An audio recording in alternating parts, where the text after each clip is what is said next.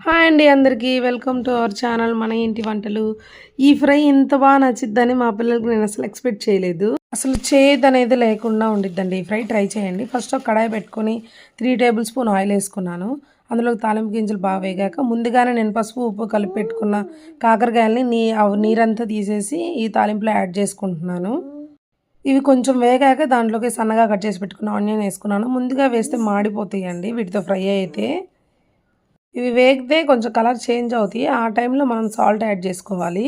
అంటే ముందుగానే ఉప్పుతో మనం చేసాం కాబట్టి ఇప్పుడు మనకు కావాల్సినంత మాత్రమే వేసుకోవాలి. చూసుకొని వేసుకోండి మీ టేస్ట్‌కి తగ్గట్టుగా.